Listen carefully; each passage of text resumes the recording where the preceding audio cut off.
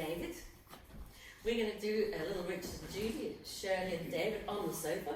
It's not morning time TV, it's evening TV. And we're going to review some thoughts and impressions we've got from COP, and David's going to add his analytical mind to the questions and the proposals that have been put forward. So, what's happened so far? Well, it's been very interesting so far, COP26. We're on day 3, at the end of day 3, and we had 2 days of the World Leaders Summit, which followed the G20, of course, in Italy. And then, I guess in some ways, we get into the conference sort of proper, where we get into the detail of all the different aspects, and today's focus was finance. We've had some interesting pledges put forward on methane, on deforestation, on climate finance today, and it's noticeable, a few commentators have pointed this out, that there's a lot of emphasis on industry and the business side of things and that, which is sort of a little bit of the flavour of this presidency from the UK. And certainly as an engineer, there's been some quite interesting techie things going around, and some quite interesting ideas. So, as you know, I used to work for a monetary reform NGO, and I'm very interested in the finance. So would you like to recap on what was said about finance today?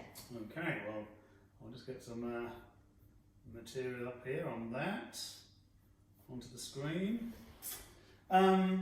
Yeah, so this was quite interesting. So this was Mark Carney, the UN envoy for the financial aspects of climate change. I don't know his exact title, but he's a UN envoy.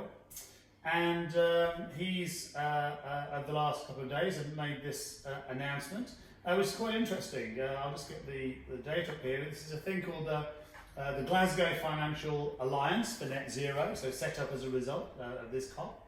And they seem to be indicating that they've got together with 450 or so financial institutions from 45 countries, and they're talking about trying to make available between 100 and 130 trillion dollars, that's trillion, not billion or million, trillion dollars, of investment finance over the next 3 decades.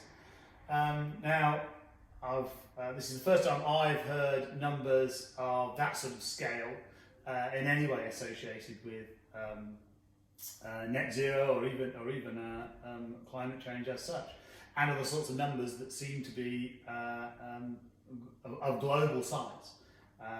And the impression kind of gives is that these financial institutions will go and search for and go and look for the financial investments that were related to net zero, and try and make sure they make some investment in those. I mean, obviously it's very important, but typically where big finance gets involved, it's some kind of exploitative relationship. Do you perceive that yourself? Well, I mean, you're quite right that, of course, financial institutions are financial institutions by definition. They and investment is what it means. It's investment. Their intention will be to make money out of this, and within the current paradigm in which the world operates. That's the basis on which things work.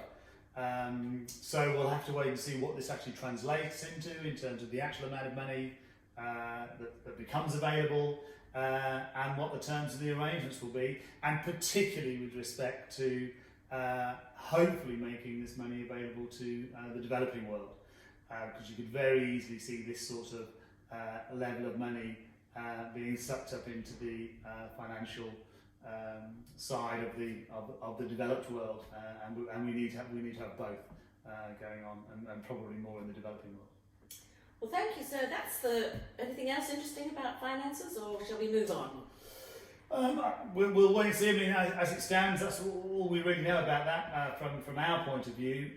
More on this will become apparent over. I mean, one of the things that we may ask ourselves the question is it too good to be true? It is a lot of money, and we'll wait, and I'll be certainly looking at the analysis that comes out of the financial press over the next few days on what they think of this. More about this on Friday then? Potentially.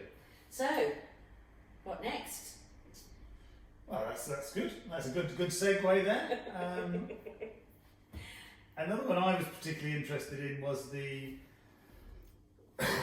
methane pledge.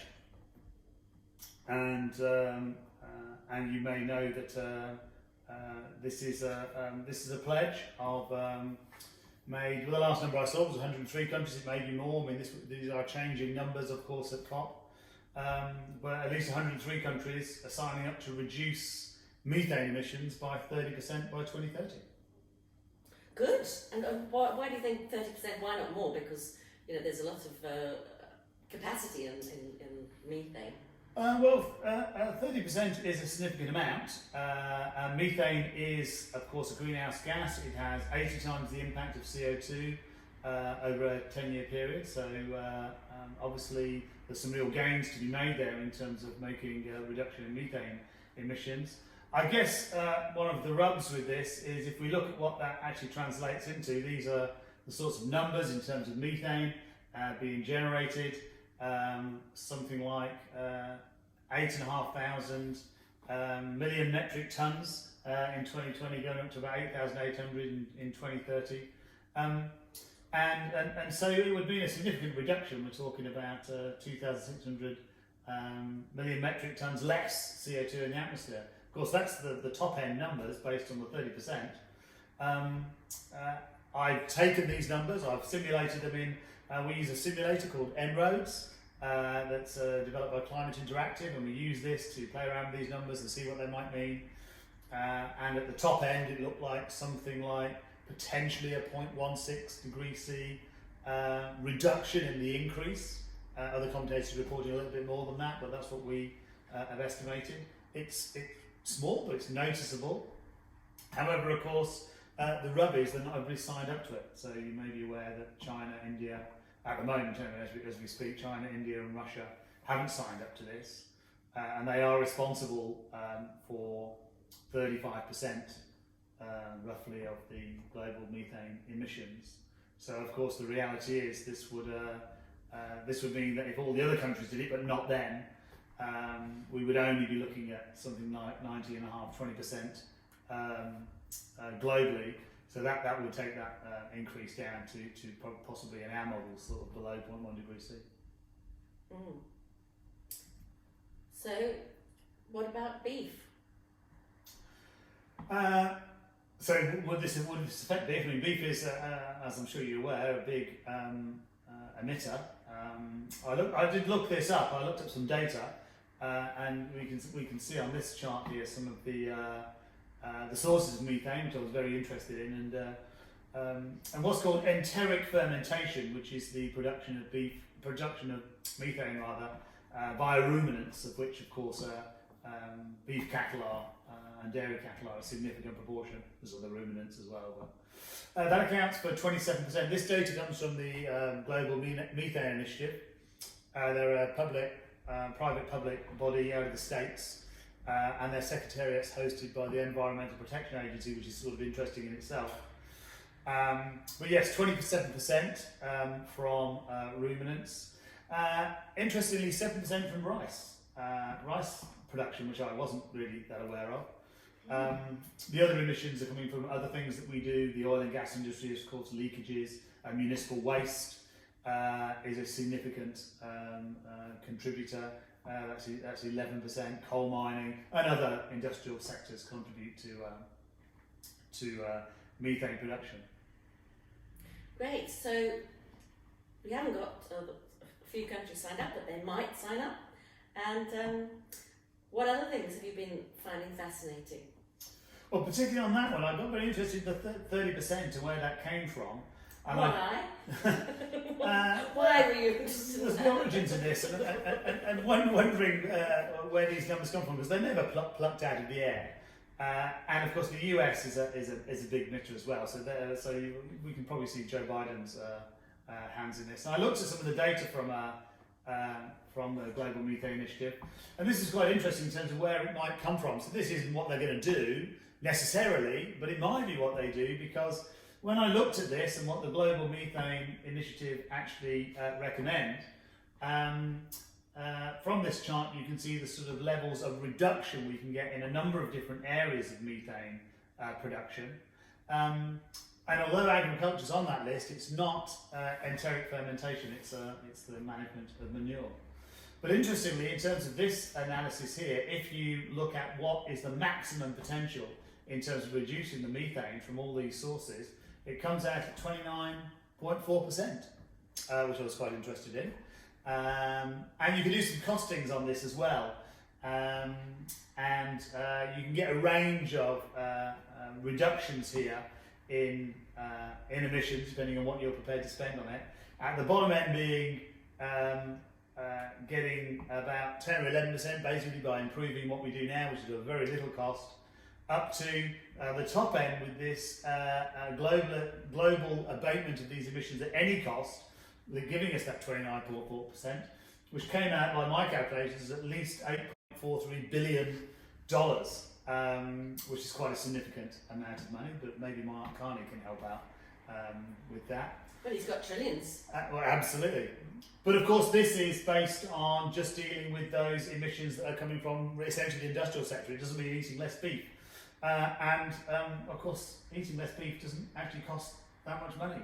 There may be some transition involved in that. So you might instead just spend 66 billion and get to about 18% of those emissions down in those areas, which is a pretty good deal. And then make up the remaining 12% by something like a 41% reduction in beef consumption. All that money we've saved, which is about $750 billion, I'm sure there'll be some money in there to help the old beef farmer out, but maybe we can also use that money for other aspects of climate change as well. Well, there you go. I haven't eaten beef for a couple of years at least, or if not longer, so I know that you're very interested in afforestation as well. There's been some proposals put forward. Would you like to tell us about those? Well, I think you're quite interested in deforestation and afforestation as well. You're a big gardener. Yeah, well, I love a bit of a forest, but I haven't understood the proposal so far, so how would you like to tell me about them? Well, there's a little bit of information on that with the deforestation, afforestation side of things. Again, 2030 is a big number here, and they're looking at trying to curtail all deforestation by 2030. And again, over 100 countries seem to be signing up for this pledge, and they represent 85% of the world's forests. And this does include, this particular pledge, countries like Brazil, Indonesia, the Democratic Republic of Congo, which are countries where a lot of deforestation actually does occur. So, good. What else? Well, I'm glad you asked. Because the money has actually been pledged for this as well. They're talking about 19.2 billion was the last I read. 12 billion of public money and 7.2 billion of private money. And a big fund specifically to address and protect the Congo Basin, which is the second largest. Gorillas. Absolutely, yes, gorillas indeed. Which is the second largest rainforest in the world, of course, after the Amazon. And of course, what we also want is this to be an absolute reduction in deforestation, not a net reduction. So we don't want to be in a position where, although we're afforesting a lot, we're still actually deforesting areas, because the issue is 100 hectares of established rainforest is not equivalent to 100 hectares of newly planted forest. It takes decades for forests to develop into meaningful carbon sinks, and so it doesn't work on that sort of basis. And so we really want to be looking at absolute zero deforestation and then afforestation on top of that. Absolutely, that sounds lovely. So that's all there is from us tonight. Thank you very much for joining us. Sorry, I did drop off a few times with some of the detail, but I'm very grateful for my favourite husband so far, having the time, and I particularly like the graphs that you nicked from somewhere else, which was very, very good, and I resisted the urge when I was having a tiny little yawn, because it's quite late now, of saying, "Oh, shut up!" Oh, well, you've managed to get the line in now. So that's a good one. And we should emphasise, just before we wrap up, we are in no way experts. I'm certainly not an expert in this area, and nor is Shirley. This is our personal opinion. It doesn't represent the views of What Next or any organisation that we're part of, but they're our sort of musings on what we're seeing from COP26. His musings, my listenings. Thanks for coming. Bye. See you Friday.